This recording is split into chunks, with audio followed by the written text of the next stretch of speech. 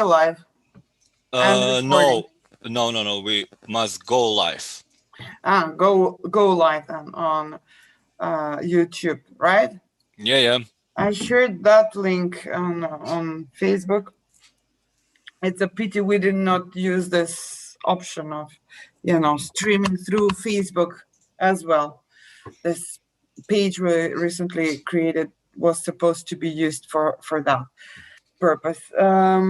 Okay, so let's begin. I'll briefly introduce the initiative before introducing Paul.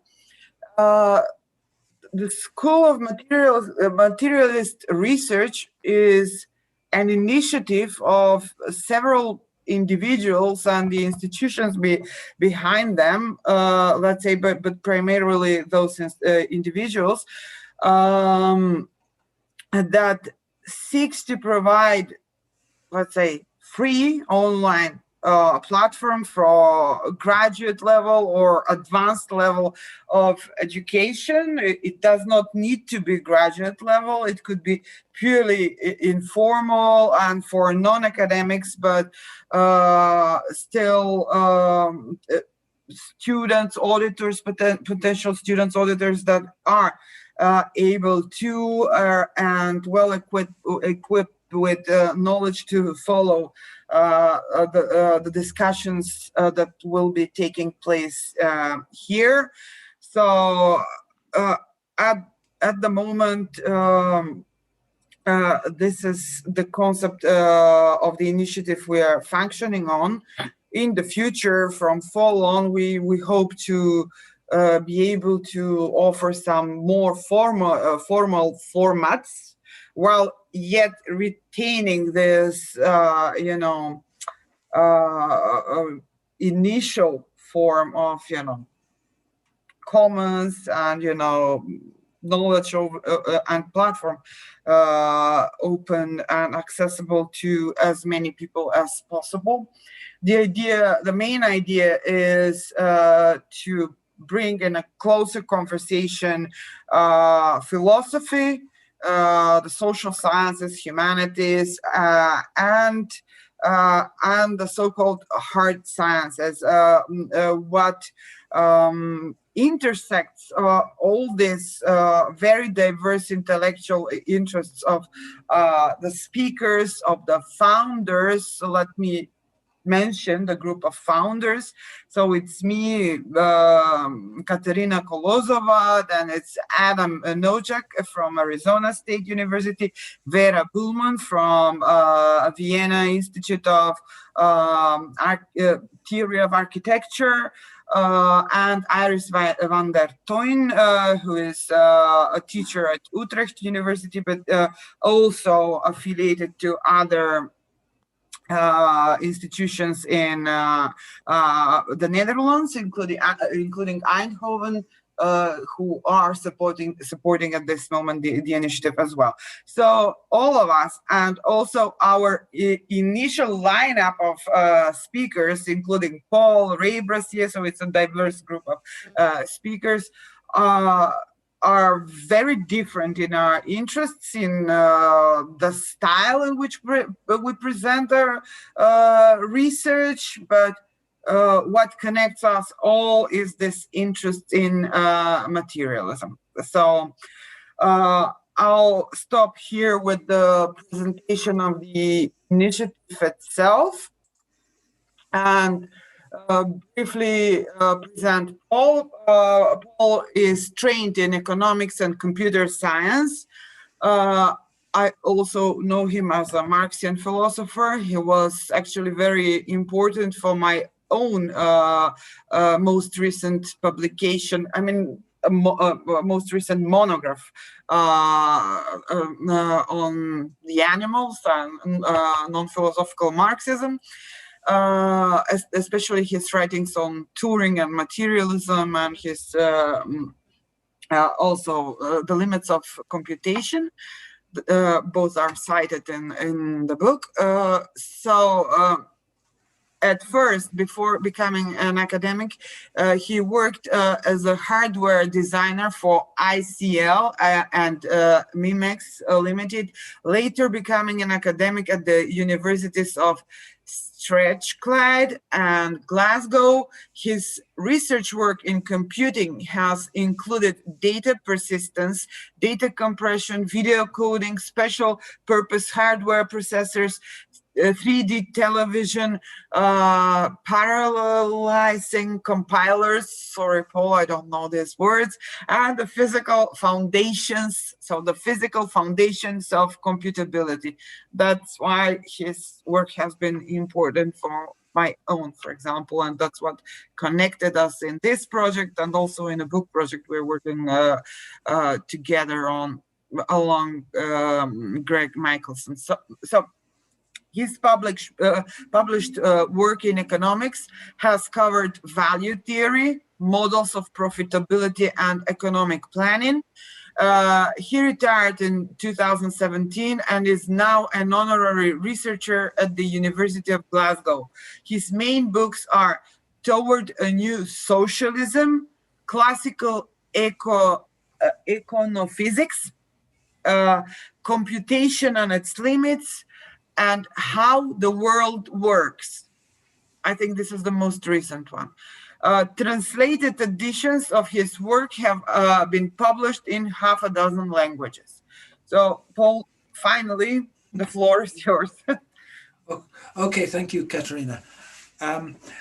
What I'll be talking about here are themes that Greg Michelson and I have developed over a number of years. Reflecting as Marxists on the work of Turing and using ideas from materialism and from Turing to criticize what we saw as idealist tendencies within computer science and within the philosophy of computer science. And I'm not going to cover the critique of these idealist tendencies at the moment, because that's relatively technical computer science ideas. I'll be introducing the most basic ideas about why we regard mathematics and computation as inherently a physical process, inherently a material process. So let me share my screen.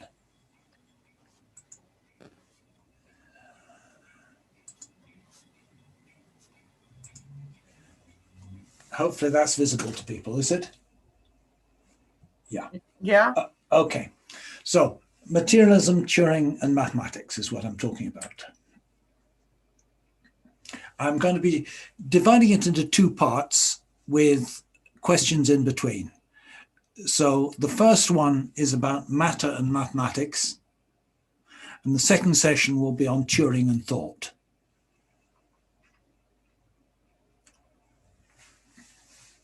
There's a problem that was set by Wigner, which was, how come maths, a product of pure thought, is so unreasonably effective, in his term, was the term he used, in handling the physical world?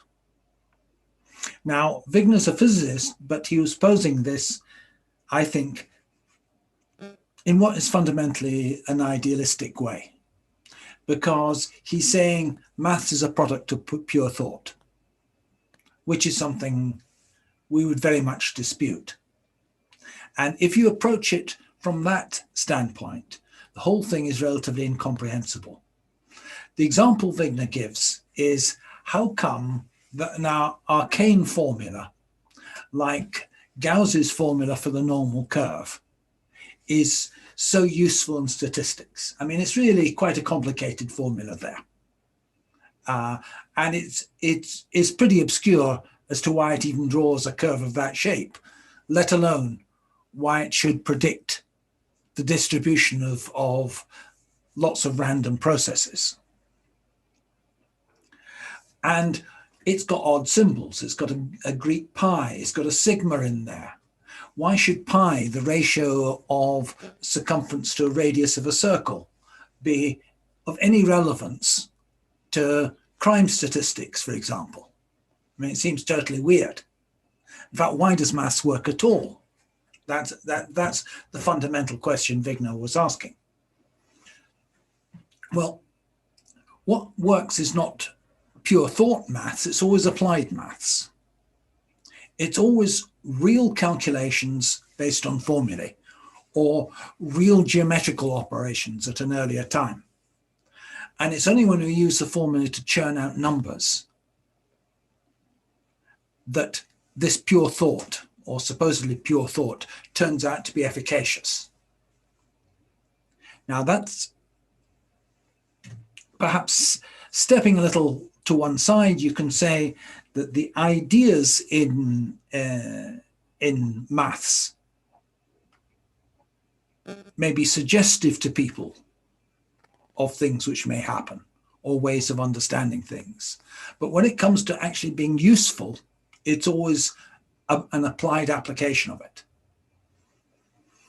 Once you do that, what you're talking about is computation.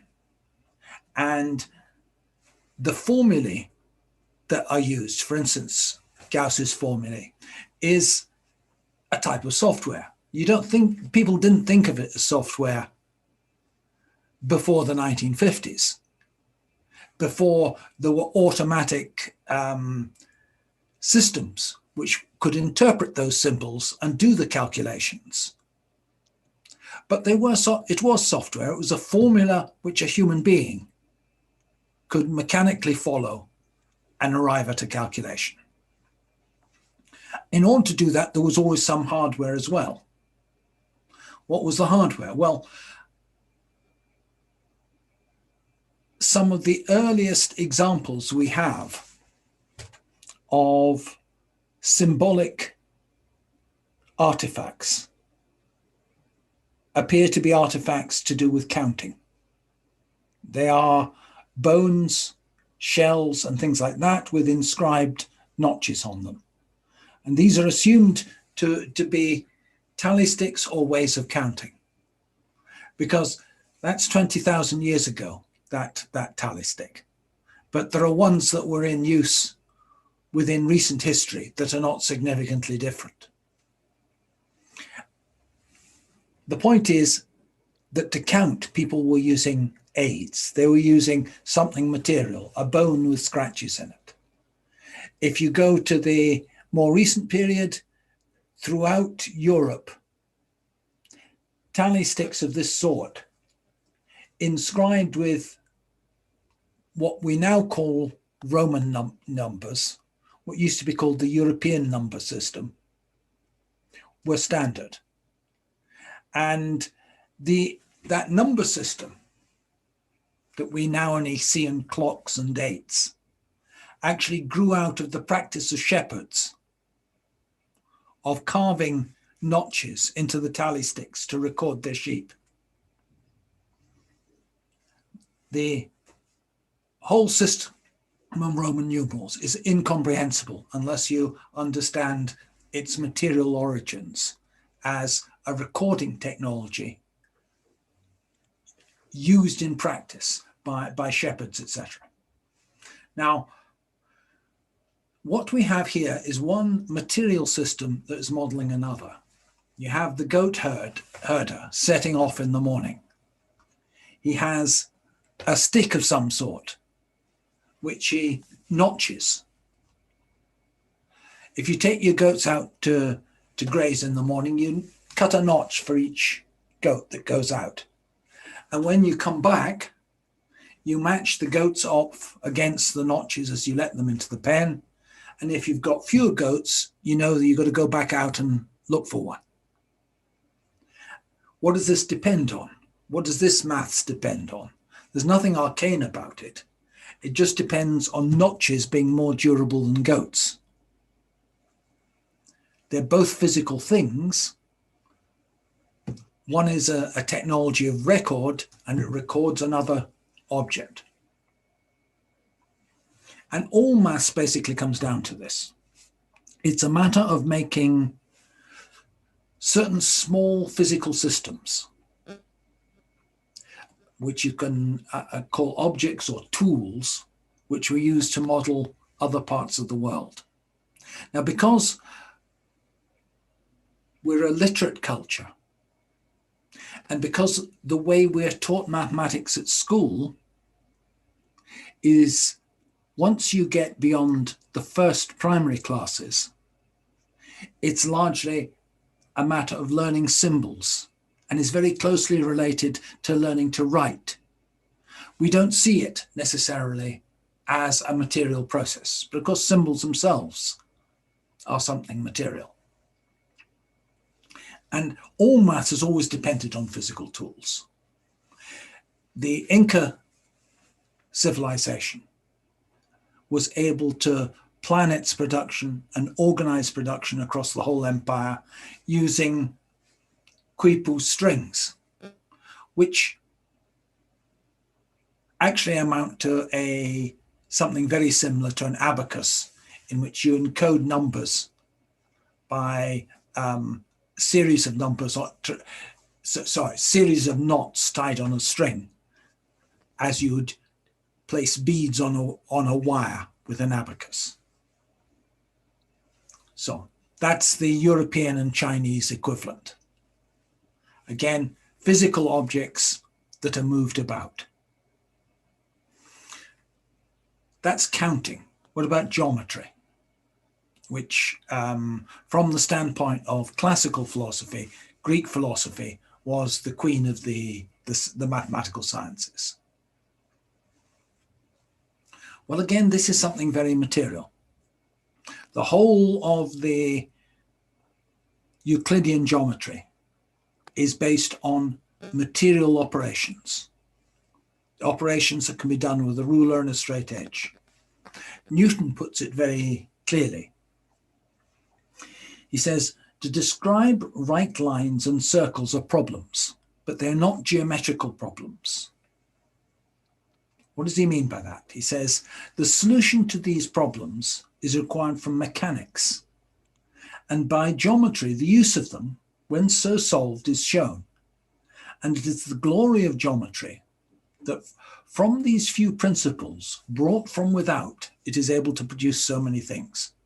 So what he's saying is, drawing lines and circles isn't a geometrical problem. It's a problem of having a device to do it, a mechanical device to do it.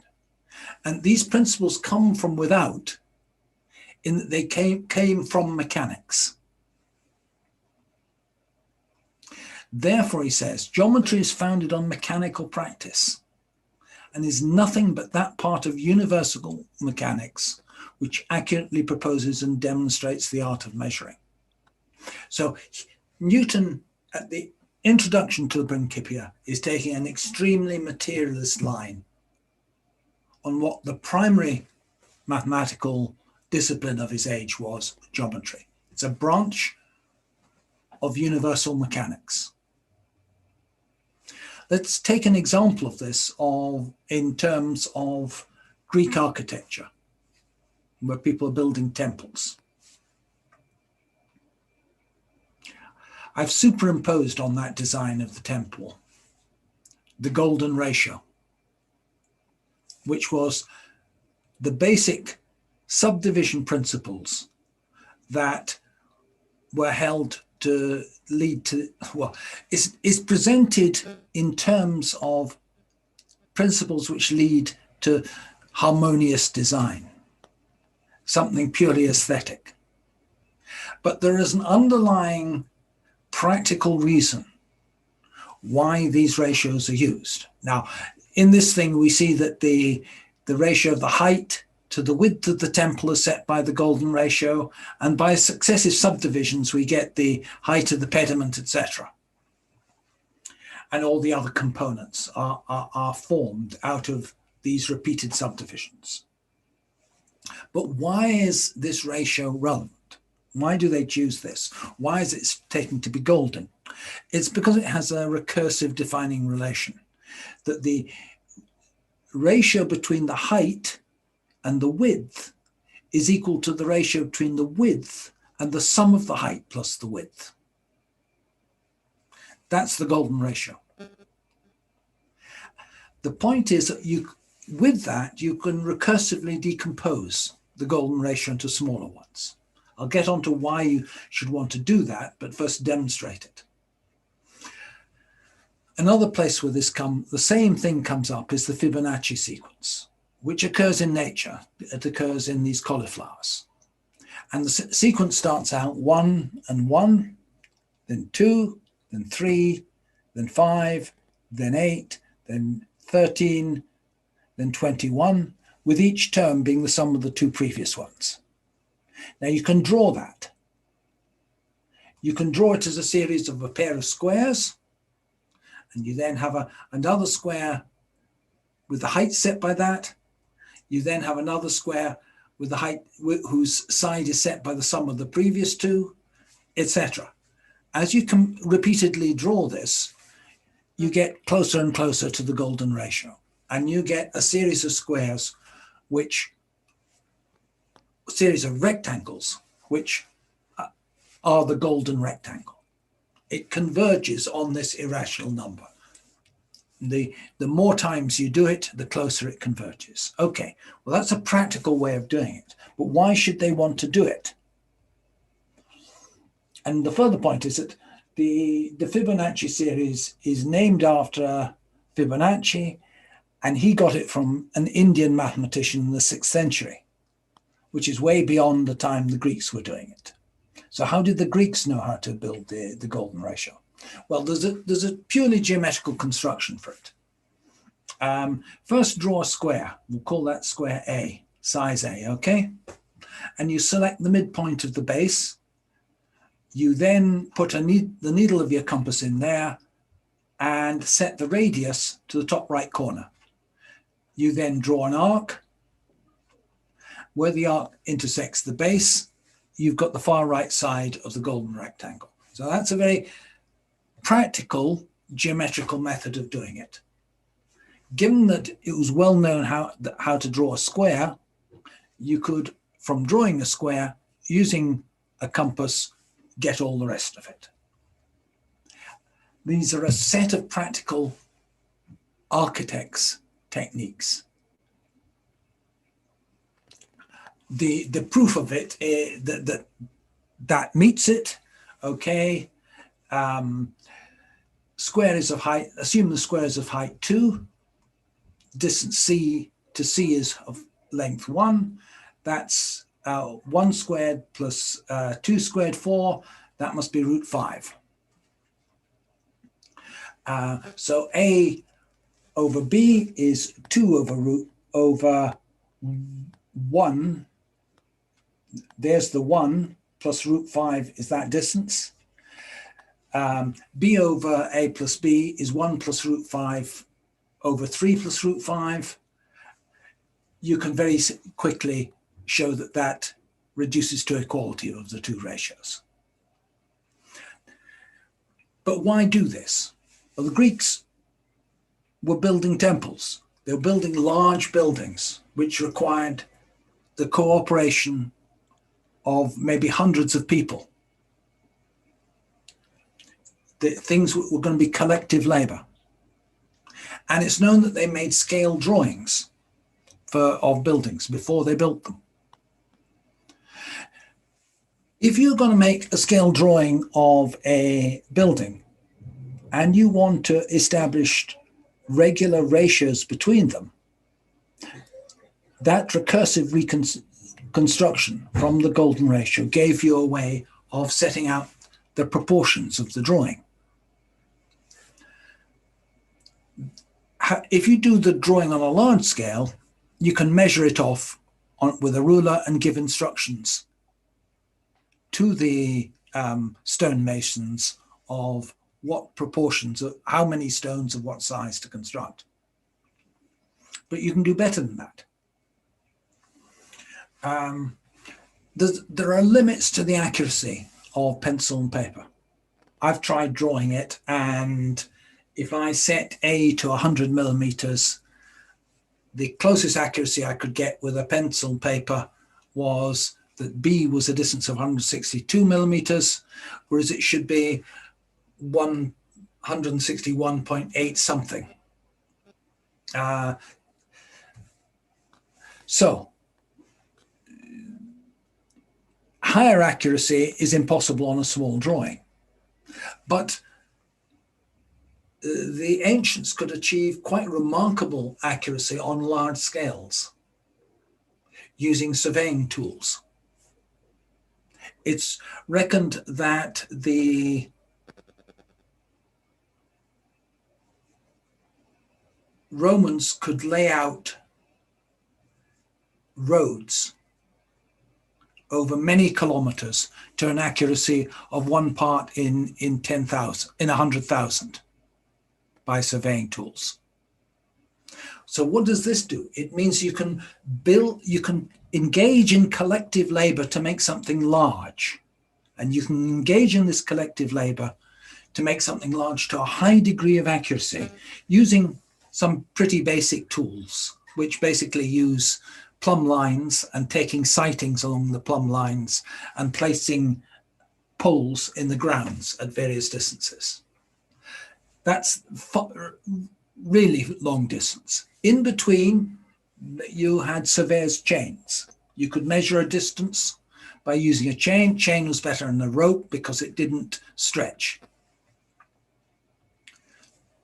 You could also use a temple floor as a drawing board. Temples in Sicily, which were half completed, have in the floor of the temple, the marble floor of the temple, are etched drawings for the temple that was going to be completed.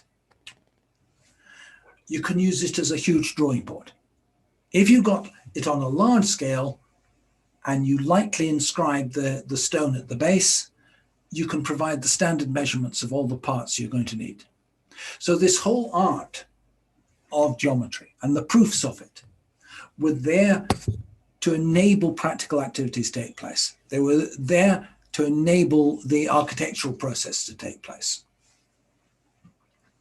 What's happening here is a mechanical material system whereby one material system, the plan, acts as a model for another, the temple. Both of them are material.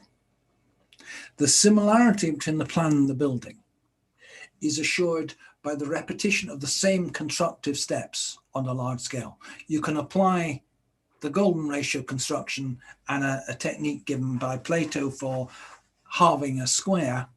You can apply that on a drawing and you can apply it on the large scale with surveyor's tools and you get a replica. So the constructive image is both objective knowledge and the telos in Aristotle's sense of the building. And the physical modeling process allows the coordination of a large number of different craft workers, each constructing subcomponents, pillars, plinths, etc., whose individual dimensions are now being coordinated by the golden ratio. And the golden ratio is being chosen because it allows this recursive subdivision, recursive application at one scale or another. Now, it's easy to see that geometry is fundamentally what Newton called a mechanical art. You're using tools, you're using surveyor's chains, you're using a compass, you're using a ruler. But in the modern world, that is a subsidiary branch of mathematics. Children are still taught some degree of Euclidean geometry, but we're not used to solving problems using Euclidean geometry. It's taught more or less as a sort of rote thing that you have to learn at school. But how often do you actually come up with a problem and solve it using these techniques, unless you're a surveyor? In the modern world, we rely mainly on arithmetic and algebra, and these accentuate the idea that mathematics is something ideal, not material, because it appears to be taking place without the material tools of the surveyor. But what are the still material supports? I think there are. Let's take something that you're taught in school maths. You're taught about circles and spheres, and you learn by heart that the volume of a sphere is 4/3 pi r cubed. But I certainly was not taught How do we know that? It was just something we were taught to learn by heart. How was that discovered? Well, it was discovered by Archimedes, and he discovered it using what he termed his mechanical method. I'll run through his mechanical method applied to it. The analogy he has is with balances. He uses the mechanical method in many proofs. And in all cases, it's based upon reasoning about how objects of a particular shape would behave if they were weighed in a balance, and how many of objects of one shape would balance an object of another shape. That is an extremely, he explicitly says, it's a mechanical method. Now, it's an analogy, but he probably actually did the experiments this way initially, and he then proves them. Let's take how he proved the volume of a sphere. He does it by hypothetically weighing a unit hemisphere and a unit cone on a balance, and shows that added together, if you weighed those, they would weigh the same amount as a cylinder. And I say a unit hemisphere, that means a hemisphere of height 1 and of radius 1. And the unit cylinder, height 1, radius 1, unit cone, height 1, radius 1. So he constructs that model. He probably actually physically built it in order to determine whether he was right or get the intuition. But he then uses geometry to go, if you slice through these with successive thin slices, they must balance, because you start carrying out the slices from the top, and he shows that the sum of the slice on the hemisphere and the cone must equal the area of the unit cylinder. It was relatively easy to show. The area of the cylinder must be pi r squared, which reduces to pi, since r is 1. Suppose we're at a distance y down the height of each solid. The radius of the cone will also be y, since it's a cone whose height is equal to the radius, so the area will be pi y squared. You can apply Pythagoras' theorem to show that the area of the circle, these circles in the hemisphere, must be pi 1 minus y squared. You add the two together and they must equal to pi. So what is shown is that he already knows a cone weighs, the cone here weighs 1/3 of a cylinder. That's earlier in his book, he's shown that. So a hemisphere must be 2/3 of a cylinder, and therefore a sphere is 4/3 of a cylinder of the radius pi. The volume of a cylinder is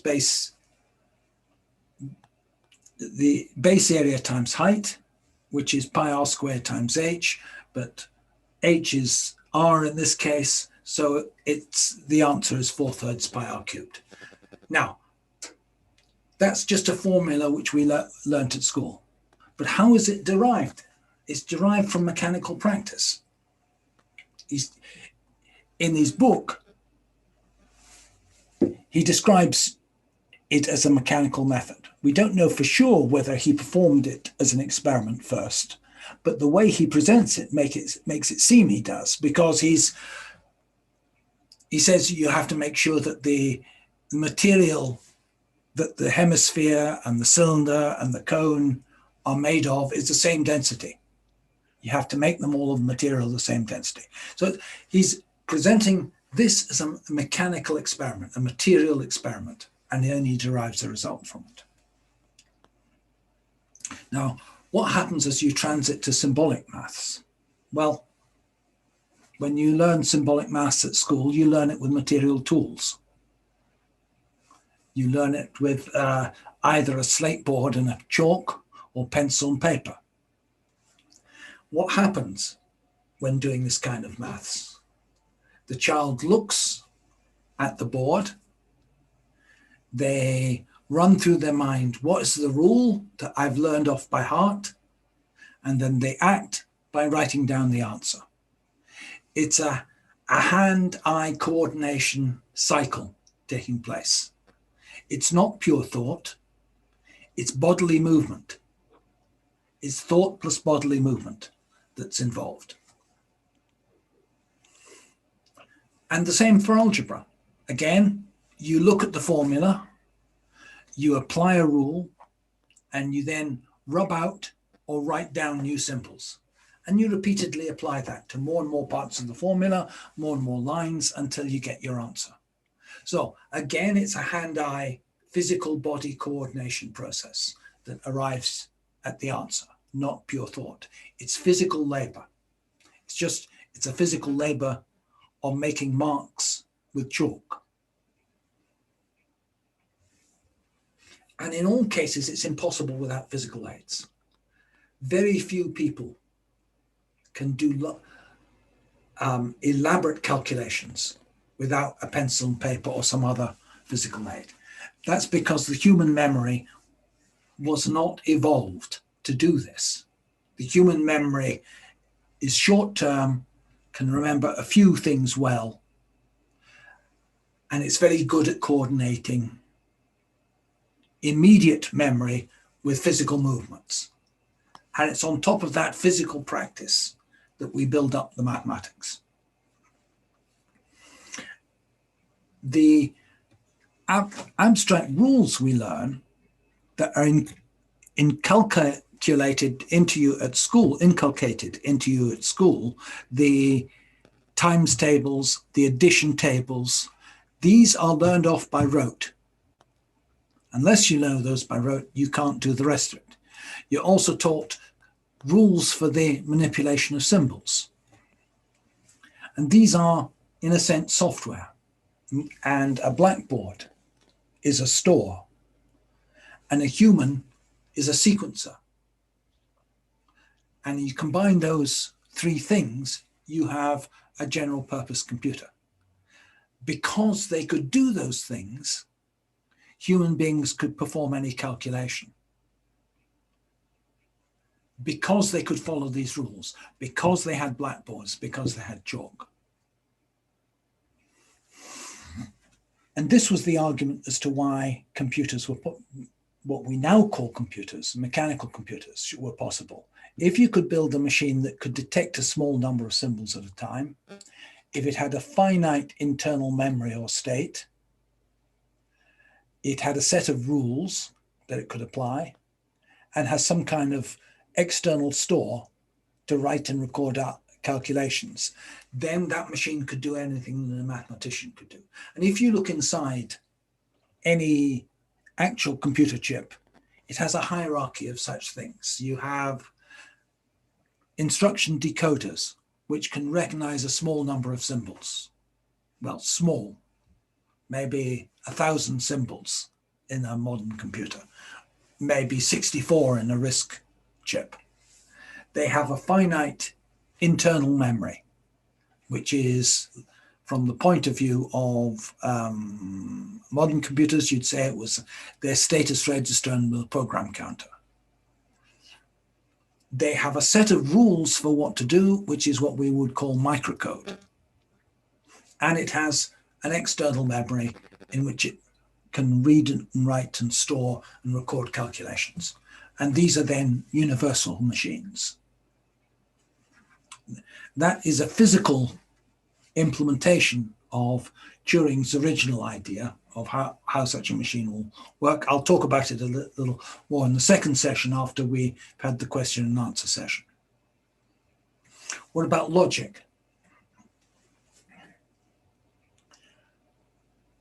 Doesn't maths work by logical deduction from axioms? And there appeared to be a logical deduction there on Archimedes' part to derive 4/3 pi r cubed. I think the way to approach this is that these are rules of an art. They're procedures that people have learned that work.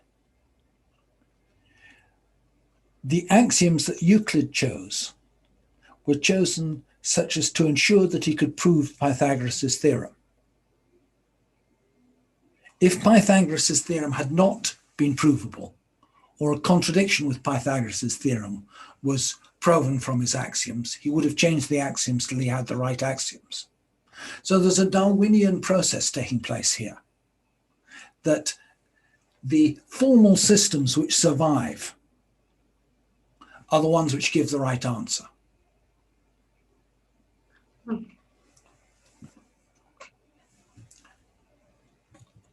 When you apply them somewhere else, the Euclidean axioms don't work for curved space-time. And it's only when you practically have that problem that you introduce Minkowski space and other metrics and things like that. Okay, I think, yeah, that's the end of my first session. And I think the schedule is we now have about 20 minutes question and answer. Is that right? I assume Katerina's going to unmute myself. Yes, either you speak for an hour and then we have a 30 minutes session of Q&A, or we can have a short Q&A now. Then you continue with your second part and we have a conversation after that as well. I was planning on doing it the second way with a short Q&A now. Yeah. I know. I'm just explaining the rules, because there is this other option for tomorrow for the sessions to come. Okay, so are there any questions now? Any comments, queries you would like to address to Paul?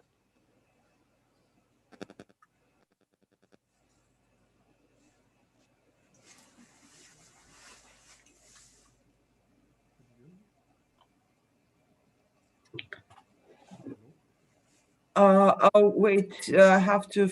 I think David is putting his hand up. Yeah, I can see. Okay, David, go ahead. Can't open this thing. Yeah, okay.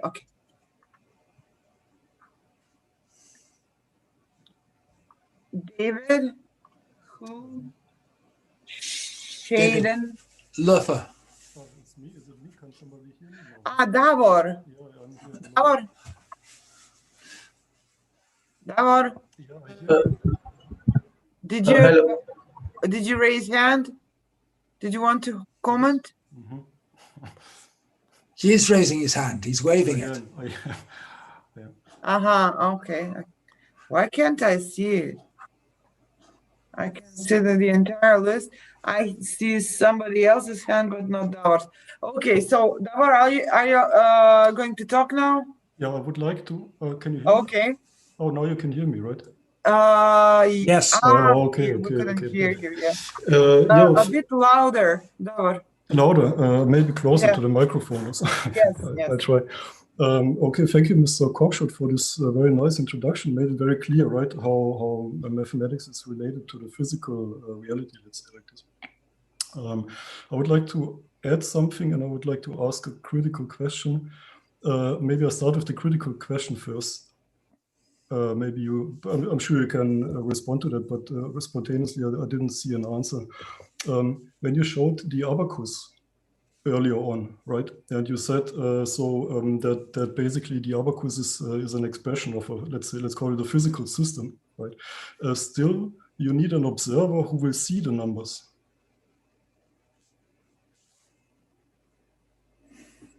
Right? Well, perhaps.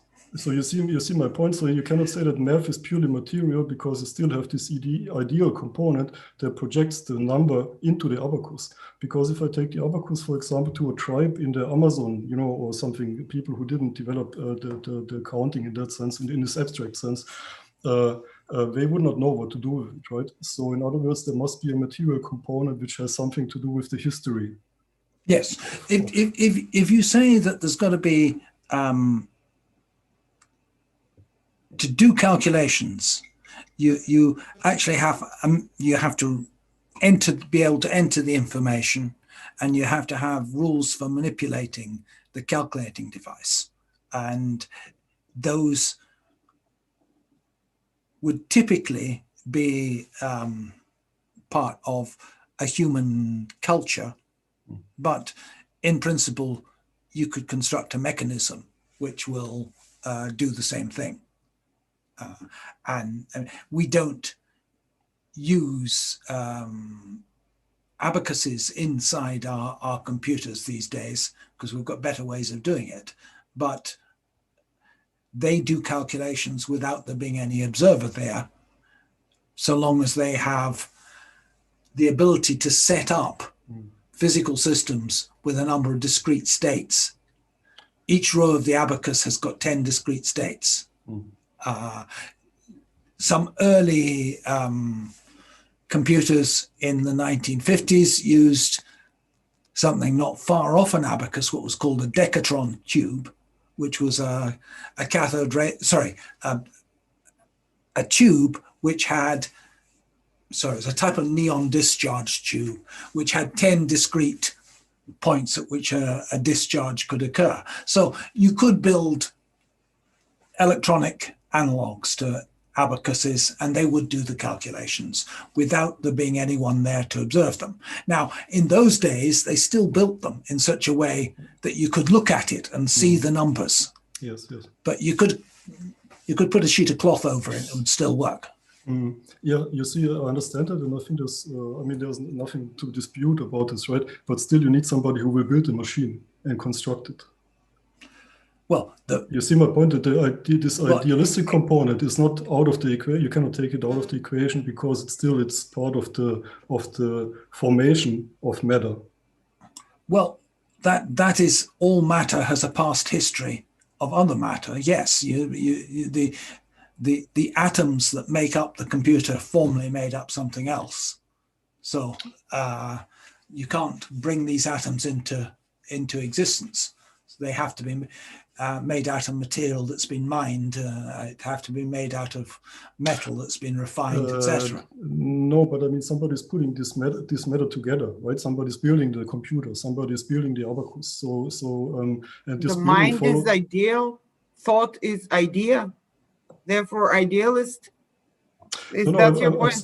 No, I'm saying that both sides are correct. You need to take in the material process, which I mean, obviously, you made it clear that most or many mathematics is a reflection of material, let's say, relations, okay, or mechanical relations. Like, for example, when you draw a circle or something like this, right? And that mathematics is reflecting, so to speak, material possibilities. Right? If it's not materially possible, I think Davor basically is trying to connect Kant here. That the same thing that. Sorry, who is talking? Who's talking? Yeah, this is Shadan here. Okay. No. Just one sentence. Just allow me to let you in so that we know whose turn it is. Okay, Davor, finish your point. No, okay. Just it's not so complicated. I see. I think everything is. I agree with everything that Mr. Cockshott just said. I'm just saying that it's a little bit dangerous to cut out the idealistic or mind component because the mind is still. Or the culture, or the observer, so to speak, is still in the background because the observer is, so to speak, selecting what it's seeing or what it's building. Well, it's true that in order to construct a given computing technology, you need a certain level of cultural development. Exactly, and this is what I just wanted to say. That level of cultural development, though, isn't something that exists in someone's mind. It is a collective of people who are engaged in production and enabling themselves to survive. And for electronic computers to be produced, it required a huge mass of techniques which had been developed for quite other purposes, which radios and radar and stuff like that, to make it possible. But Now, those societies carry along with them written records, which they use to teach people. They carry along with them ideologies. All that exists. But I think if we start talking about that, we're starting to talk about the materiality of ideology and the materiality of education. Okay, so my point was just that obviously there must be some sort of co-evolution, okay, between what we record in our memories, so to speak, the rules that we develop, how to organize matter around us, and mathematics and the technology, so to speak. So there's a feedback loop or something like this that is kind of progressive. Yeah. It's not only static, but we build up on one understanding, right? Of let's say the example that you used with the goat, which then transfers into a memory system of the tally sticks, right? By the way, this is called an exogram in theory of cultural evolution. You know, not an engram in our brain, but an exogram, like an external memory device, right? So. So in other words, one can describe mathematics as like a progression of abstraction. So we externalize our memory, put it into let's say, for example, with the tally sticks, into a medium, into an external scripture or something like this. And then based on this procedure and the operations that became possible with this new abstract medium, we can build up new functions again based on this new, based on this externalized memory structure. You see my point? And then we get some sort of feedback loop that progressively makes mathematics more and more abstract, so to speak. But it doesn't matter how abstract it is, it still dates back, so to speak, to the mechanical, operational, material realm, so to speak. Okay, anyway, this we have two more questions. So before I give them the floor to Ratiraj and to David, I just want to comment on your exchange, just a brief comment. It seems like, Davor, you're implying that when we see the sign, we have an idea of the thing. Therefore, we operate with ideas. No? Oh, that's how I took it. Because, you know, if you take linguistics, you have a process of signification and a referent. That's it. And this process is rather material as well. Okay, so Ratiraj then and David afterwards. Yeah, so I have two questions. The first one is also sort of a response to Davor and a question to Paul. So I think Davor wasn't taking into consideration the functionality that also led to development of mathematics as such, because the example that Paul gave initially was that of the shepherds needing science to calculate the number of goats that come in and they go. So functionality is involved there as well. So currently, if we see the intense powers that computation requires, it is mainly directed and decided by the big financial market. So that decides the powers that big computations acquire and also their application. So throughout the history of development of, say, mathematics and its material and thought processes, there is also that thing of what function it was supposed to require, maybe. And if I'm incorrect, then maybe Paul could correct me. And then the question to Paul is that a lot of examples that you gave, like, they were actually taking into two different components and then tying them down to one common essence, making a sense of it, and then proceeding forward. And do we see some of that in Marxist methodology as well, of labor and value and things like that? Well, I think the Marx's analysis of a labor process can apply to the processes of calculation which existed in his day, in that they were still at the stage of what he called manufacture.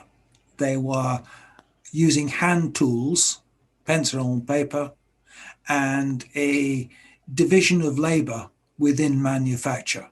So if you had a large problem, you got a large number of accountants working on it. So at the time he was writing, certainly mathematics was a labor process of the same sort as the labor process in for instance, pin making, shoe making, all those things. The transformation that capitalism brings about is the introduction of machine industry and the introduction of what the English translation of Marx calls self-acting machines. Now, I think that self-acting is a anglicized German translation of the German, which doesn't correspond to what modern English uses. Modern English uses the term automatic, which means directly self-acting. So automation and self-acting machines are the same thing. And the essence of the capitalist transformation of the world is the introduction of self-acting machines or automatic machines. And the transformation of calculation by automatic machines took place 150 years after the transformation of, for instance, the textile industry and other industries.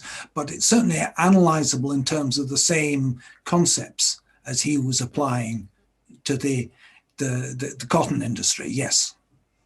In fact, if you are looking at how do you get high performance computing, the main way you get it now is through parallelism. Have a lot of activities taking place in parallel. Now that was pioneered in the cotton industry when they moved from one spindle operated by one human spinner to a mule which would have 100 spindles operated at the same time by a powered machine. So the same principles of parallelism that were applied to mass production are currently applied in the computer industry to high performance computation.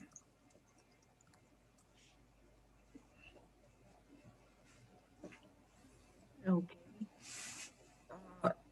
David? Hi, thanks, Katrina. Thanks, Paul. Again, that's a really clear, fascinating exposition. There are just a few questions that are sort of hanging for me about whether the position you're developing implies some kind of formalism. That is the idea that essentially computation is something like symbol manipulation. I'm sorry, mathematics is symbol manipulation. And of course, classically, that's been regarded as problematic because, partly because, well, I mean, for example, Gödel's incompleteness theorem implies that any formal system that can, from which we can derive elementary arithmetic will have unprovable propositions if it's consistent. So no single formal system, it seems, could, in a sense, prove all of arithmetic. And then there are sort of, and here my memory is getting fuzzy. There are kind of problems like the sort of Lowenheim-Skolem theorem about the indeterminacy of the models for any particular formal system. So you might have a formal system that you can calculate in and produce some results, but the meaning of the meaning of that formal system may not be entirely constrained by that formalism. There might be many different models that you could use to provide a semantics for it. So I'm just wondering how you'd address those kind of methodological issues, I guess, deriving from model theory particularly. Well,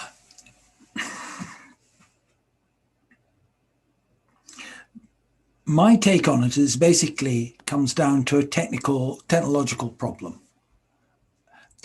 The technologies that people were using for maths until the mid-20th century were fairly simple, and there was not really much problem with them. The indeterminacy didn't arise.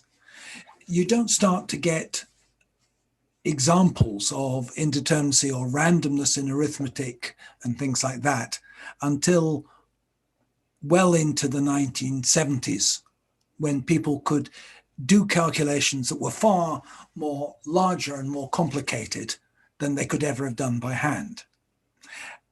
Now, the Gödel's incompleteness theorem and Turing's halting problem, which I'll talk about next, are theoretical limitations to formalism. I agree with you. But in practice, they're so far away from what people normally have to operate with that you don't tend to encounter them. For instance,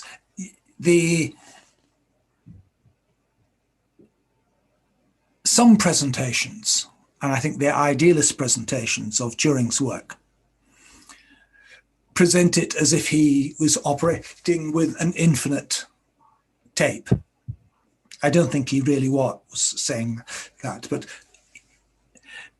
even if you reject it, the idea that he's operating with an infinite tape, the number of different states that you can run through in even quite a modest computer circuit is so large that it makes the term astronomical seem small.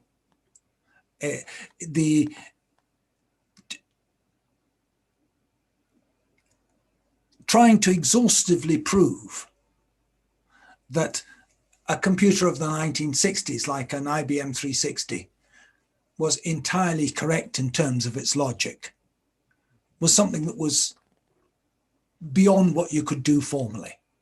And what you relied on were techniques which gave you enough confidence that it was going to work. And I don't think that is any different from the engineering problem of designing a bridge that you hope won't fall down. In all cases, these are engineering problems to do with reliability. And I used to work at ICL in the 1970s. And I know that our reliability was crap compared to IBM's reliability. And I was working on verifying that the circuits we were building would meet the logical properties that were intended.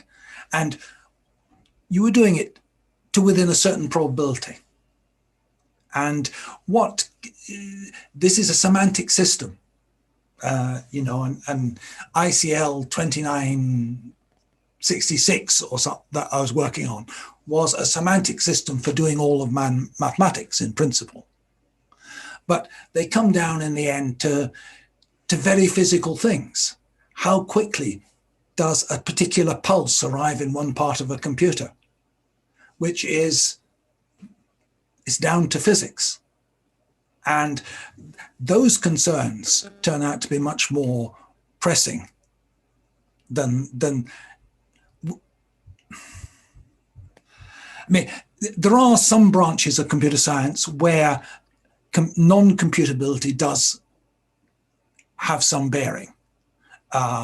You can say that in principle, certain type theories used in a programming language like ML could in principle generate paradoxes of the Turing halting problem or Gödel type. But they're not things which you prove that that's a risk, and then you don't try and avoid using them in a way which would cause it.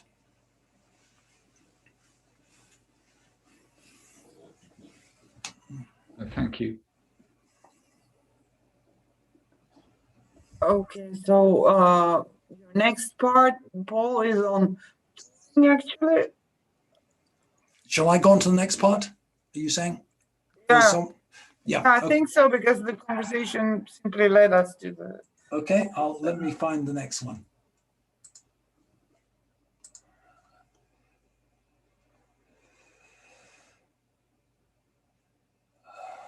Excuse me a moment, I just find the file, part 2.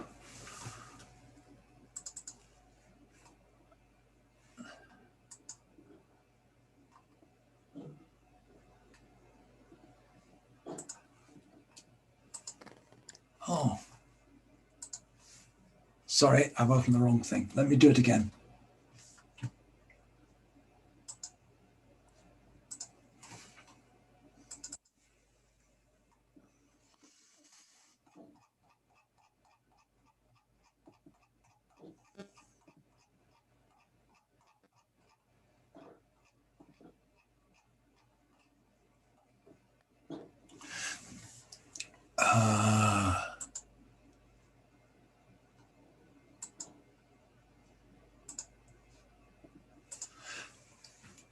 Okay, is that visible? Yeah. Okay.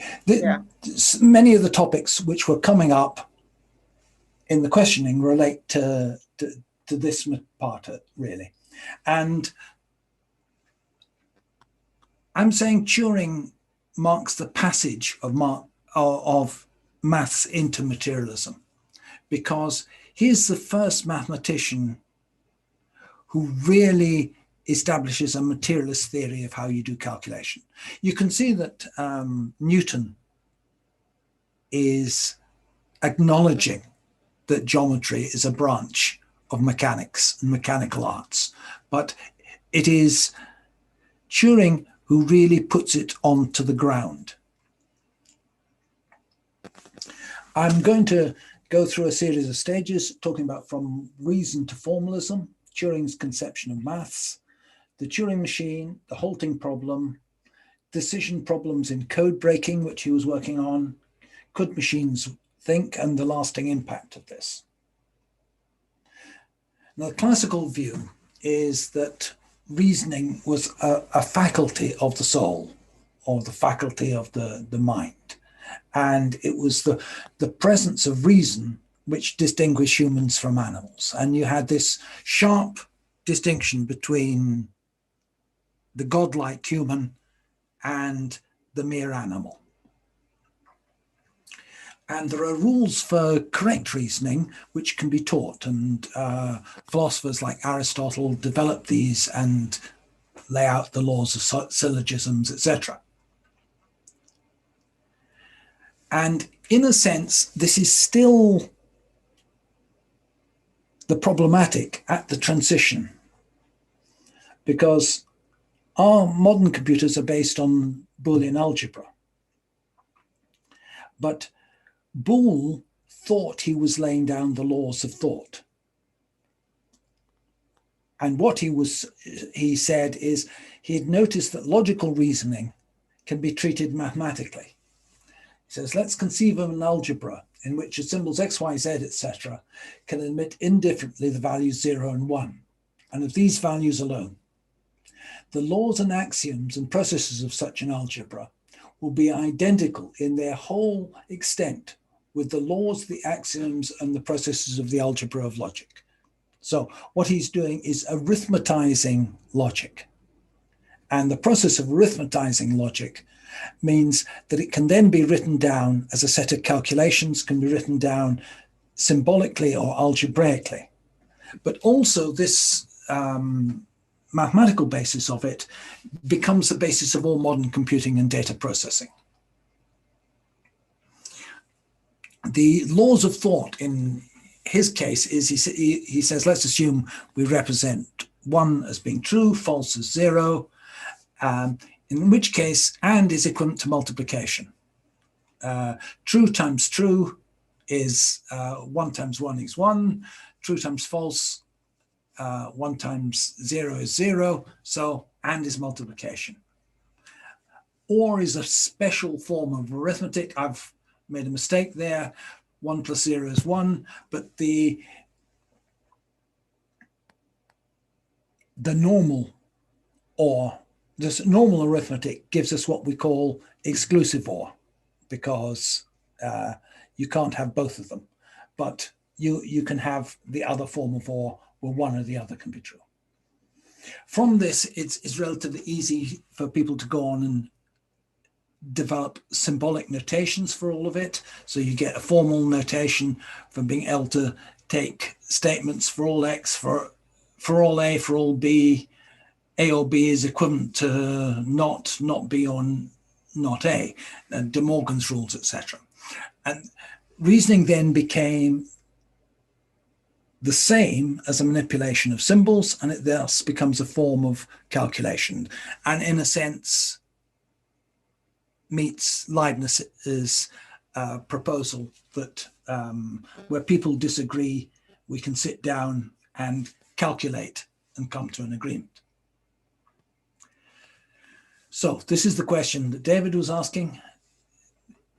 By the turn of the 19th to the 20th century, people were saying, could we therefore found all of maths on logic, which Russell's saying? Could you use logic to deduce the truth of any maths proposition? Can the truth or falsehood of mathematical problems in general be determined by purely formal or mechanical means? Now, this formalist project came crashing down in the 1930s. And the particular form of it that crashed down due to Turing was the decision problem, which Hilbert had posed, which was, can the truth or falsehood be determined by purely formal or mechanical means? What Turing did was show that there was no solution to the decision problem. And he did this by taking the term mechanical means absolutely literally. Could the truth or falsehood of a mathematical proposition be determined by a machine, is what he took it to mean. And in doing this, he developed the idea of the universal computer and transformed how we understand computation and reasoning. Computing machines were well established at the time Turing was writing, in the 1930s. My grandfather used to work for a computing machine company in Paris. He worked for British tabulating machines in Paris, and they had a system to automate orders and order processing for the French shoe industry, using punch cards and machines which would add up the total orders of every type of shoe that was sold in all the shoe shops of a particular chain and replace the stock. So that kind of automation already existed. There were computing machines used by navies, which would compute the flight of shells and predict where a shell would land. But all these were special purpose machines. There were specialist firms like Vickers who produced computing machines for warships. There were other firms like Hollerith and Honeywell, Hollerith and Remington and British tabulating machines, which produced accounting machines. But they were specialized. They could only do the one task they'd been set. What Turing did was think of the idea of the universal computer by forming an abstract idea of what is done when any mathematics is performed. And he did all this at the age of 24, which is quite impressive. Now, I've run through a bit of it already. He says what a mathematician does is always look at a small number of symbols at a time. This is due to the limits of our perception. We have a small fovea in our eye. The fovea enables us only to see a few symbols at once. We can't look at an entire sheet of figures and take it all in at once. We can only concentrate on a few digits. And we have a limited internal memory or state of mind. We can only remember a few digits in our mind. Most people, if you tell them your telephone number for the first time will have great difficulty repeating it back to you unless they've noted it down. If you tell them 3 digits, they can remember that. But once you get up to a 8 or 9 digit number, no, that's beyond the short-term storage capacity of our brain. Mathematicians also have a set of learned tricks or rules of thumb. And the more advanced they are in training as a mathematician, the more tricks and rules of thumb they've learned. But they always need a pencil and paper to write things down, or a blackboard. So let's take what maths that is taught at school. You're taught how to add 13 to 28. You look at 3 and 8, you have a rule of thumb, which you were taught in primary 2 probably, that 3 plus 8 is 11. That just comes to your mind immediately because of the associative memory that your mind has. You're then taught rules of what to do. A rule of thumb, you write the one at the bottom, you write another one at the top. Again, you look at 2 numbers at once, change within your mind to remember a digit 2. You look at the next number, apply a rule of thumb, and you get the 4. So what we have is a feedback relationship in which you only focus in on a tiny bit of the formula. Now, we all know that that's what you do. The originality of Turing was to say, well, that's all that's ever done. Suppose you are doing a piece of algebra, you're doing the same. I want to multiply x into a plus b. Well, I can remember x. I look up at the formula, what's the first thing? It's a, so I write x at a. I look up at the formula and it's a plus, I copy the plus. I still remember that I'm working with x, so I can say it's xb, and then I put the closing symbol in. At any one time, I'm only remembering a tiny bit of it, and I'm constantly looking up and down, looking up and down, looking up and down. And he said, that's just the limits of what a human can do. So if he can build a machine that can detect a small number of symbols at a time, has a finite internal memory or state, has a set of definite rules to read in memory, and some kind of read-write system. Now, he says, when you're learning maths, you use squared paper. Well, we don't really need to build our machine to work with squared paper. We can cut it into a long strip, a tape with squares on it, and that will work just as well. It's easier to build a machine to do that. So essentially his machine was, it had a tape which could move back and forth. On this tape, symbols could be written. This actual practical one that was built uses blank 35mm movie film as its tape, because you can easily wipe things off if you write them with a marker pen. You can rub it off. The basic mechanism is you can move the tape back and forward. You've got a drum here which can either erase or leave the symbol. If this drum moves around to the other position, it can make a mark. So you have tapes, cells which have marks or no marks, which is a binary system. You have a photoreceptor which says, have we got a mark or not got a mark? And then you have your rules of thumb, which says if I'm in state A and the tape symbol is 0, I write a 1, I move the tape to the right, and I move to state B. So every Turing machine program is comprised of saying, in each state, you look as there a mark or not a mark. You have something you write, either you write a 1 or a 0 or rub something out. You move left or right, and you move to a new state. Just with that mechanism, he was able to show you could do any arbitrary calculation. it is reducing what the human does to the absolute minimum. Now, it's not a very efficient way of doing it, but in principle, it'll work, and people have built them, and they do work. Conceptually, what you have is a rules table, a read-write head, and a tape.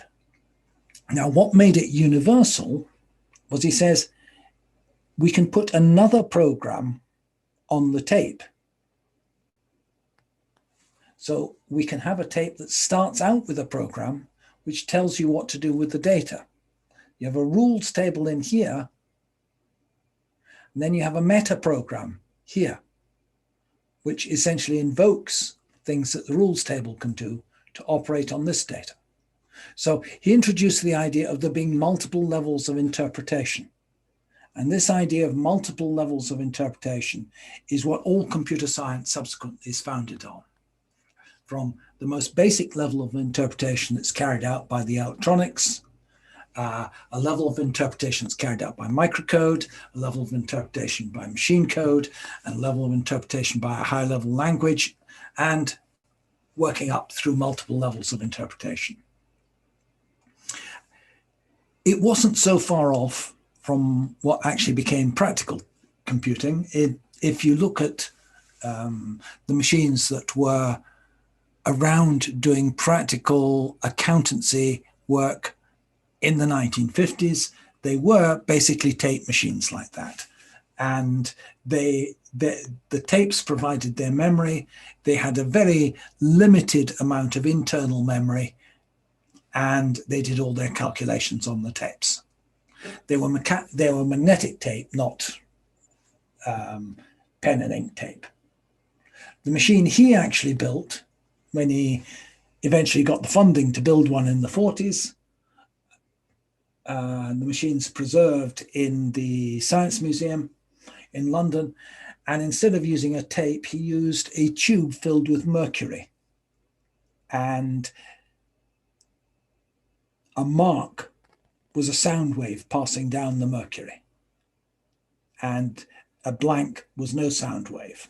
So you have an output transformer with a quartz crystal, which could introduce a pulse going down the mercury, and then it's picked up sometime later and it's refreshed and put back into it. So that the same memory circulates round and round and round at the speed of sound. It seems awfully slow by modern electronic terms, but the speed of sound is an awful lot faster than moving mechanical tape about. Now, why is this relevant to Hilbert's problem? The point is that any system of mathematical rules and axioms can be written down as a computer program. So my previous picture here of a program followed by data can be viewed as a list of axioms followed by a theorem, where the list of axioms are encoded in the machine code of your basic machine. The decision problem then comes down to saying, if I apply these axioms to the theorem, will the machine halt or will it go on forever? What if the computer never stops?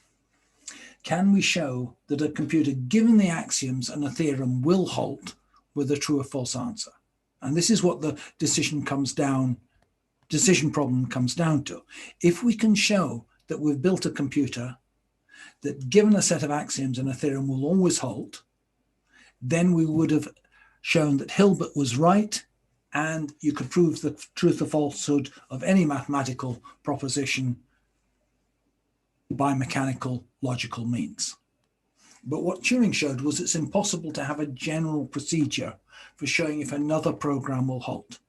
Now, he's showing things about programs, but because of the duality between programs and axioms, what he proved about programs also applies to axioms. And he showed that you can't have a general way of showing that another program will halt correctly, or halt or run correctly, and hence the decision problem is unsolvable. I'll give a very condensed version of it. Suppose let us hypothesize that there exists a function called halt, which will return true if program P halts on input I. We now define a new procedure, Z, which applies, I should have said X, Y there, which applies if, sorry, that should be X. If halt of X applied to X, then loop forever, otherwise halt. So if X would halt applied to itself, then we loop forever. What happens if we apply Z to itself? If we run Z on itself, there are two cases to consider. Program Z halts on input Z,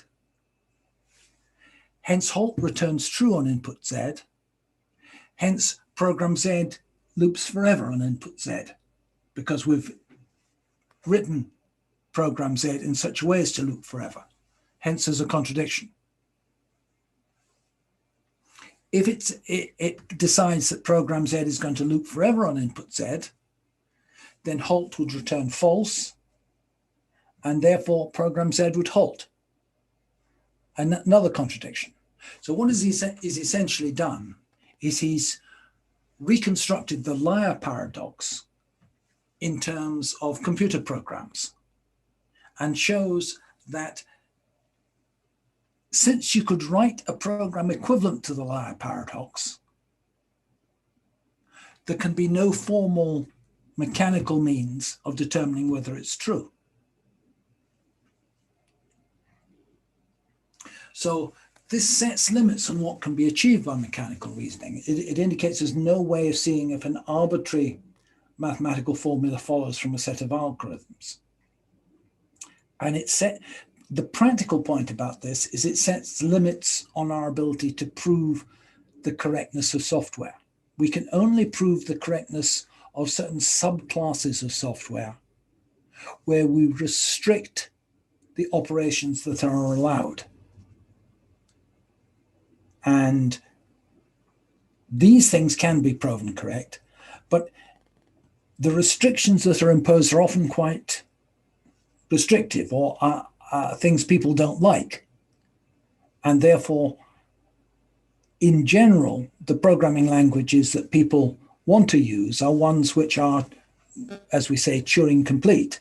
And as such, you can't prove definitively for all programs that they're going to be correct or incorrect. This is not to say you can't prove that certain programs are correct and certain programs are incorrect. It doesn't follow that there are no provably correct results in maths or no provably correct results in software. You can choose, there are many programs you can prove are correct and classes of programming language for which you can prove things are correct. So what's happened here is that reasoning has moved from a faculty of the soul to a formal process with Boole. With Turing, it becomes a mechanical process, something done by machines. And this places it on an entirely material foundation. It's no longer something ideal, something about airy spirits, etc. Let's look at the other thing for which Turing is famous, which is code breaking. This is the German Enigma machine, but there were lots of analogous encoding machines developed by other countries. Basically, they are substitution codes, which replace one letter at a time with another letter. The way the Enigma did it was you had a rotor. The rotor had wires inside it which mixed up the letters so that an electrical pulse going in on J might come out on B or something like that. Every letter is connected to some opposite letter. And you have three of these rotors in succession. By itself, this would be an easy cipher because it's just a substitution cipher, and substitution ciphers in general are just variants of the Caesar code, and all of those are easily broken by probability analysis. You know that the frequency of E is the most frequent letter, so you count up which symbol is most frequent and you deduce its E, etc. And you build up from that. But that only works if the substitution is constant. On a machine like this, it's not constant. You type one letter and then rotor A moves round by one position, after which all the letters substitutions have changed. And once that has moved around 26 times, the middle rotor rotates by one, etc. The net result is that there's a vast number of different permutations, and this was thought to be unbreakable. The way you set it up at the beginning of the day was to enter a day setting, which was a particular set of letters on which the machine started, and then you could start typing and it would send the data and code from then on. It relied on everybody in the network that was using these machines having a code book which told them what the day settings were. And if an enemy could capture the code book telling them what the day settings were, they could then decrypt anything which happened, provided they had a copy of the rotors. So if they had a machine with the rotors and listed the day settings, everything then becomes plain as day. If you don't have that, how do you do it? Well, if you know that certain ships or radio stations work in a routine fashion and always introduce their messages with a standard set of characters. So if radio signals from weather ships always start off with Wetter für die Nacht, you know what the true signal was. And Turing called this a crib. And this then comes down to the same thing as proving something from axioms.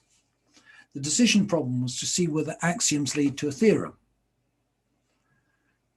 And in a Turing machine, A and T are both numbers on a tape.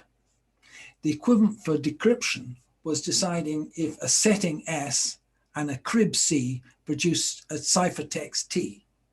You're listening to the weather station in the north of Norway, and you record what letters it sends at the start of its message. So you know what T is. You know what C is because you know what the standard message in plain text that's being sent every day is. And you therefore have to see, does a given setting give rise to this combination? Now, the number of settings is actually relatively small. It's 26 to the power of 3. That's something tractable. You can then build a machine which systematically goes through all these settings and attempts to establish a decision procedure.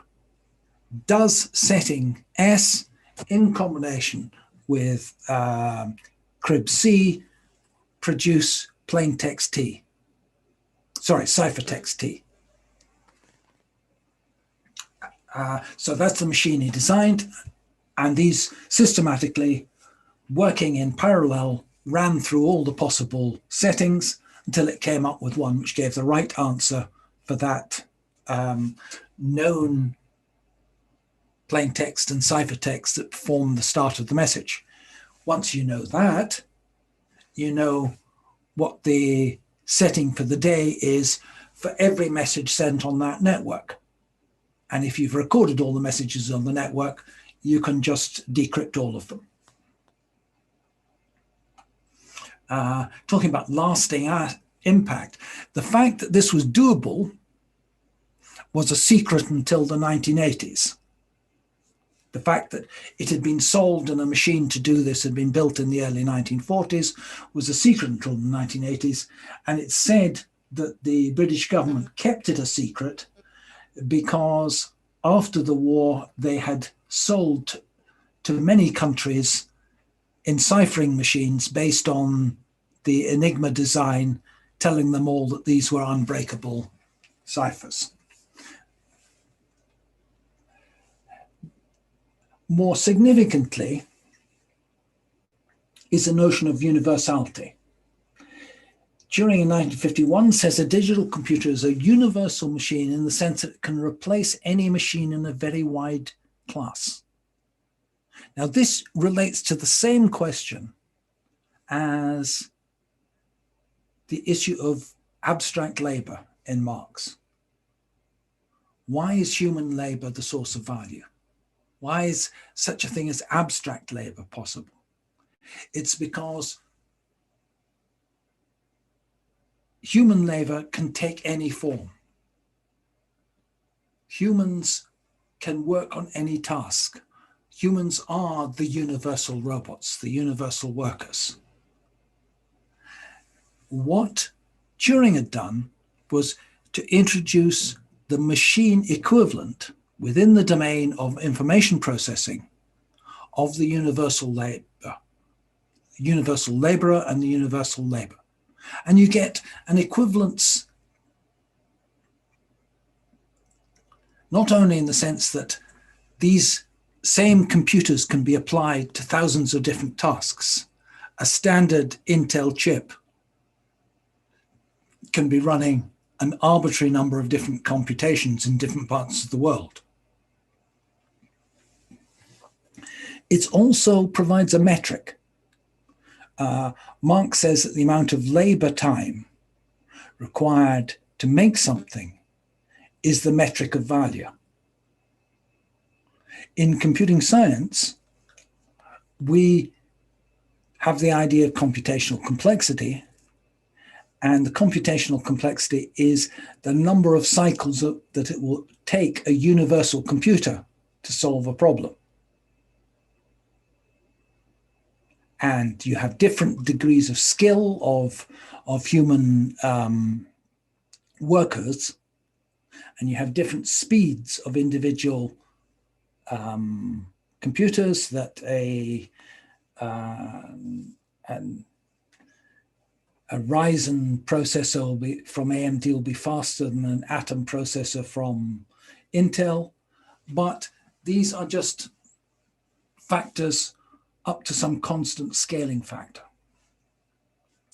The huge economic impact of the digital computer, the fact that it has transformed the mode of production, is because it is the first machine that shares the universality of human labor, shares the principle of universality that human labor has. And if you take the British input-output table and you invert the technology matrix for it and find the correlation between labor input and value, you find a very high correlation. The direct and indirect labor input of an industry correlates with the value of its output to a factor of something like 97, 98%. The only other input to industry that correlates as well is software input, or computer services, I think it's called. It is the only other universal input in the modern economy that correlates as well with the value of output as human labor, or almost as well, not exactly as well, almost as well. Now, what about whether computers can think? One of the more controversial things that Turing wrote on towards the end of his life was he said, yes, computers can be made to learn. In principle, there's no reason why computers shouldn't think. And in the future, they will be able to converse with human beings in a manner in which it will be very hard for a person to tell whether they are interacting with a real person or with a computer. Whether a machine could have feelings, he says, well, he doesn't know, and he's no more basis for denying that a computer could have feelings, then he could be certain that another human being feels the same as him. Same obviously could be applied to people denying that animals have feelings. If you want to get to the grips of these concepts, I think the Copeland's collection of Turing's works, The Essential Turing, is a good starting point, and a good theoretical commentary on it is provided by Chaitin's books. For example, The Unknowable is the one I'm giving there, but he has a series of books which are equally valuable. I'll stop there. Okay, great. Thanks, Paul. So we still have some time for questions, not much time, I would say. We are past our time limit, I believe. We were supposed to end at 8 if I'm not wrong, but regardless, we have some time for questions and comments. Does anybody want to ask, say something? Are there any raised hands? No, everyone's tired. Okay. It's near supper time for most people in Europe. Yeah, well, just let's try and see if somebody will jump in. I'll ask a question and see if a conversation develops. Could you explain what the notion of efficient calculus is in Turing? And he doesn't actually say efficient. Effective? Effective. Effective, right. Okay. I always make that mistake, yeah. Effective calculus and the relation to the Entscheidungs problem, and finally to Gödel's theorem and Gödel's feedback on Turing's solution. So what does it add up to? I think that we arrive at some sort of a materialist mechanicist conclusion there if we explain this triangulation of. I think some of those things are likely to be covered by Greg Michelson tomorrow. Okay. I'll just touch on the effectively calculable. What he's saying is that a number is effectively calculable if you can write a computer program which, as you run it for longer and longer, will print out more digits of precision of the answer.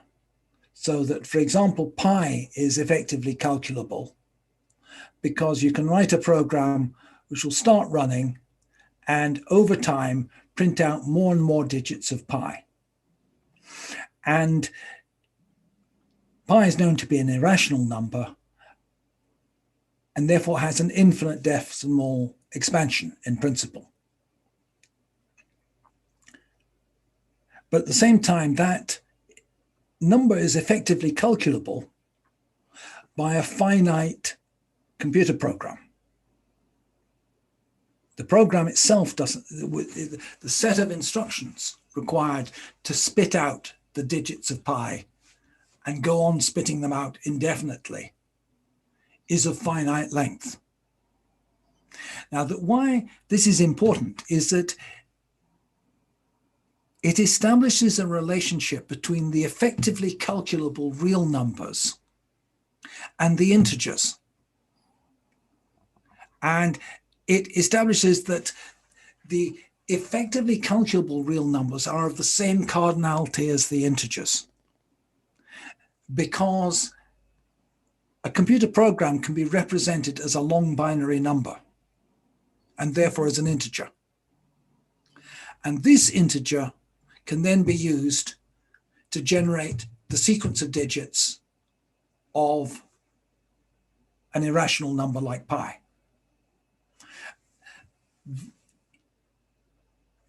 For Turing then, the effectively calculable numbers are the numbers for which a finite algorithm exists.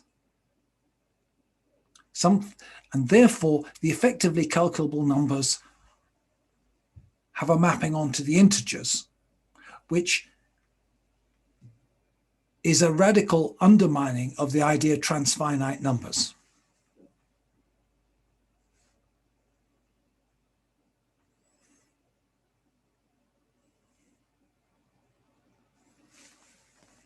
You have your muted, Katerina. Okay, thanks, Paul. Does anybody else have any questions? I had a question. Is it okay if I ask? Go ahead. So my question was that if computation and the power of computation is analogous to a human thinking, but then the machine computes a certain equation that's given to it for computation, and then certain results come out of it, and then the equation that is made is then also sort of the equation that we feed into the computer is also sort of through relation from our material surroundings, but also our thought processes. So it's not just purely material, the equation that is fed into the machine, which then the machine computes further. So then how is it possible to say that machines can really think? Because the equation that essentially defines what the machine is thinking, that is then fed to it by a human, right? So maybe it's a very basic question, but well, at one level, yes, most computers are running programs that are explicitly set out by a programmer. But Turing was talking about machines that are able to learn. Now, at the time he was writing, the level of machine learning that was possible with the very small memories that the computers of the day had was quite limited. But it's now possible to have a machine learning process which can discover things and rules, for instance, in visual scenes, that the programmer had no clue to before. The programmer is therefore not in a, if you consider the TensorFlow learning toolkit, which Google uses for classifying images on Google Images, to group images that are like one another so that you get the right stuff when you're doing an image query. Well, no programmer knows the rules by which those images are classified.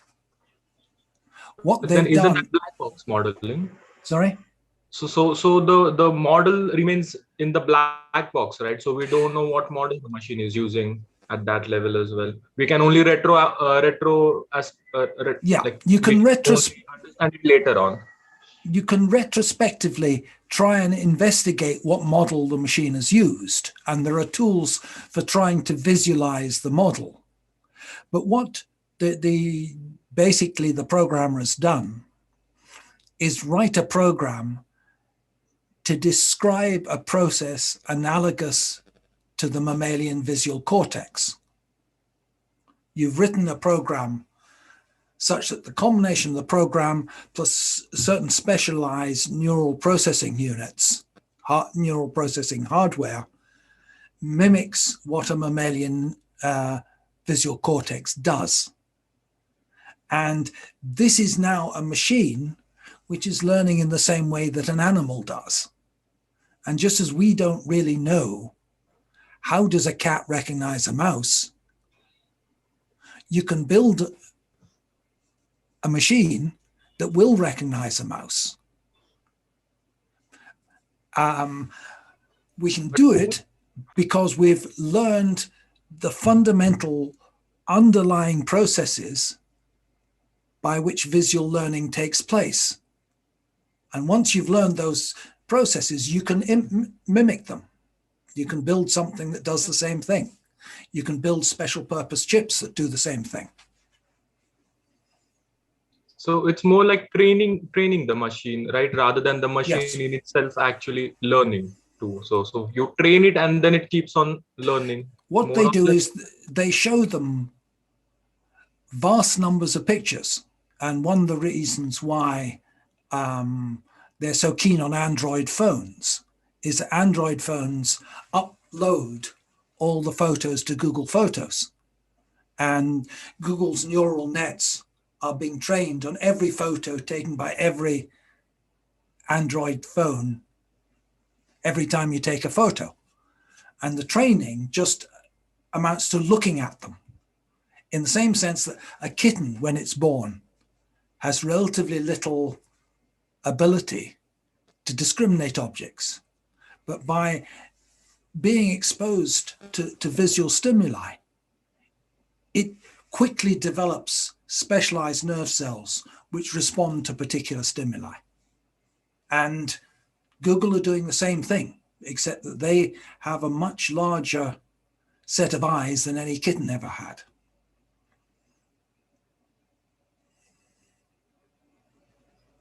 Thank you. Okay. Any other questions before we wrap up? Because it's rather late.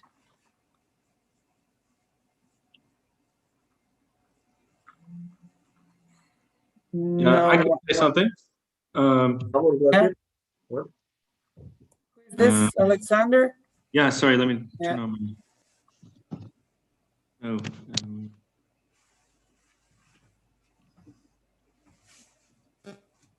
hi. Thank you, Paul. That was a great and very clear introduction to a complex topic. I think it's very important to discuss exactly what was discussed today in the context of the humanities, because we often hear this, there's a kind of rumor after post-structuralism that computation is somehow just another kind of explanatory metaphor for the world. You know, like a kind of, we used to say that the world was all, you know, we used to have clockwork mechanisms, so we used to explain the cosmos in terms of clockwork, and now we have computation, so everything's being, you know, computation is being applied to nature, and we're, you know, we think of things in that way, and the humanities is often involved in a kind of critique of this kind of discourse.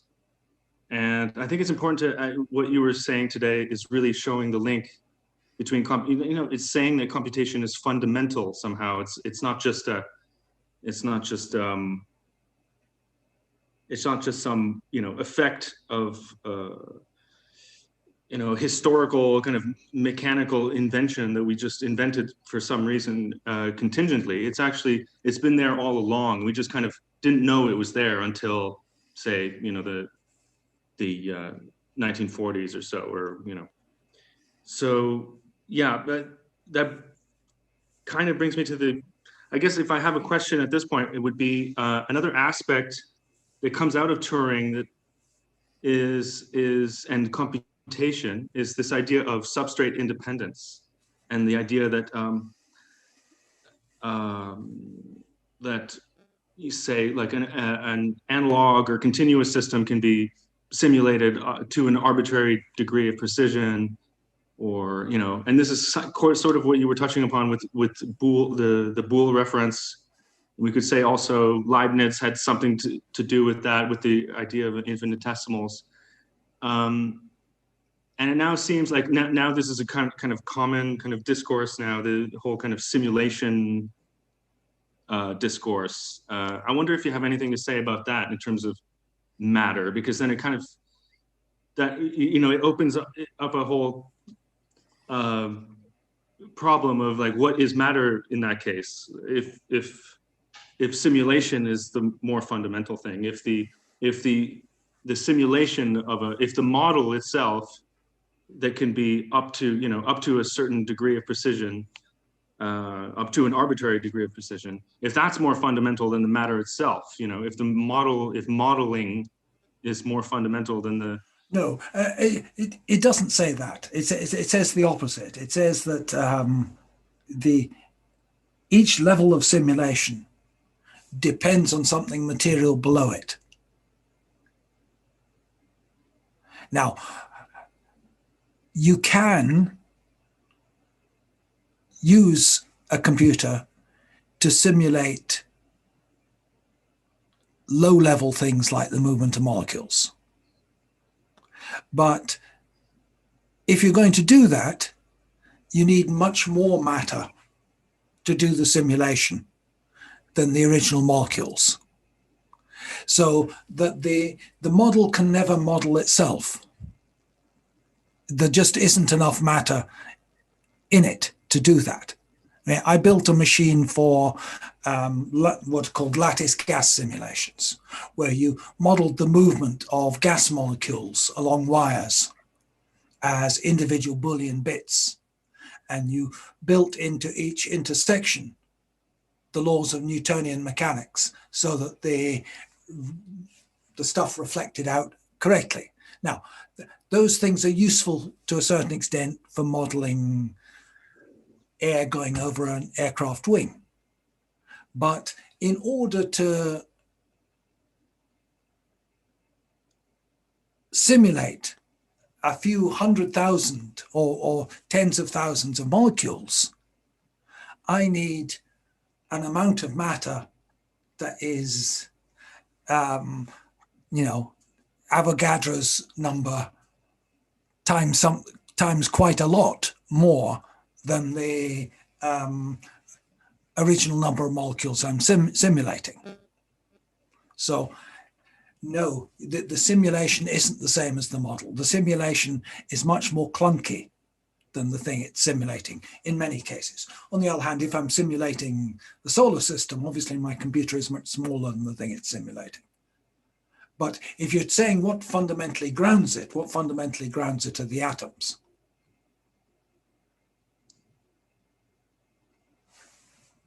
Well, I would ask then at that point, I would ask,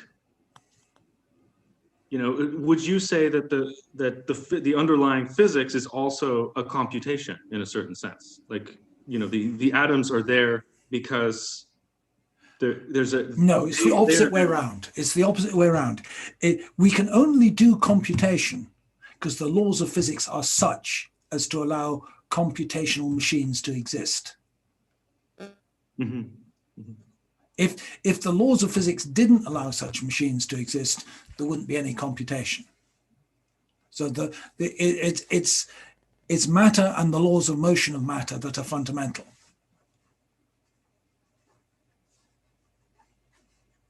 But I'm thinking of this now in terms of some recent physics, digital physics and such, where we think of the cosmos as a computer, basically, as a system, a thermodynamic, because we can think of thermodynamics and information as basically the same thing. Entropy is just information erasing itself or being lost somehow and just being scrambled. So we start with, so that kind of link between the two makes, the kind of traditional sense of matter as a substance, this kind of ground state at the bottom of the real, this kind of this thing that is what it is, beyond our observation of it and beyond our subjective projection of whatever we want on it. This idea that it is the real, out there, independently of us, is kind of put into question by that. If computation is as fundamental as it would be, but you're saying that no, the laws of nature are allowing computation, and that we should say, I haven't read your book, but I look forward to checking it out. Sorry. It's worth reading David Deutsch on this as well. Well, yeah, exactly. Yeah, I'm thinking about David Deutsch as well, because he would say, quantum physics the rules of quantum mechanics are the same as the rules of quantum computation, right? There's no difference between the two. So what is possible in a quantum computer is whatever is possible in a multiverse, you know, everything well, that you couldn't do anything on a quantum computer in principle that wasn't allowed by quantum mechanics. No. Right. Yeah. Anyway, we can leave this discussion for, but this is very interesting, and thanks a lot. May I ask something? Yeah. Okay, I have two questions. Firstly, we're talking about models. Is it possible to create a model to be able to understand itself and how the model itself works? No. Okay. That's essentially what the type of contradiction you get in the halting problem relies on. Okay, thank you. And my second question was about the cognitive abilities. Earlier, you said something about computers being able to recognize and learn patterns. To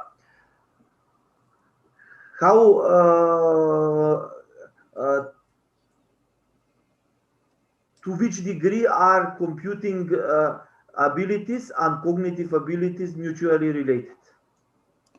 Mutually related. You can have one without the other. Well, you can get computers to do computations with a much lower level of sophistication of hardware than is required to get a computer to do cognitive tasks. You just need an awful lot more logic, and you need an awful lot faster logic, and you need a lot more mathematics to do cognitive tasks than you do for a lot of other computational tasks. But the cognitive tasks, when done in a computer, are all done, well, sorry, in the main nowadays. They're done in the terms of floating point arithmetic and matrix multiplication, etc. So they are computational at one level, but that's because you're trying to model the analog computational processes that occur with neurons. And you get a reasonable mathematical representation of those if you treat it in terms of matrix operations.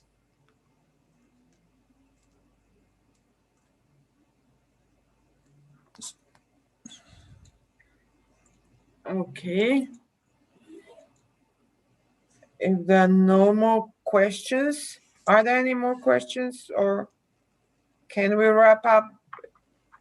Paul must be exhausted by now.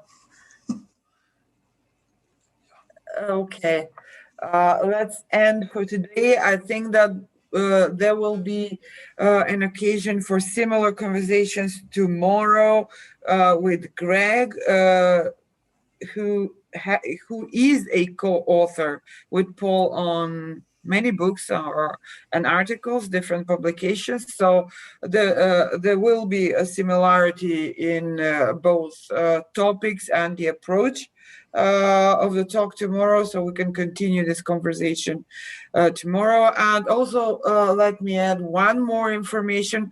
From next semester on, we will try to find a modality to offer some courses for credit, and we expect, hope, Paul to teach in that format as well. So one could take a course with him in a more consistent format from next fall on. So that would be the closing information for today. Unless there is anything else, I would like to thank Paul for this talk, and hope to see you during the spring and summer seminars as well, not just in fall when you recommence teaching for us. Okay, thanks. Thank you for inviting me. Thanks a lot, Paul. Okay, bye.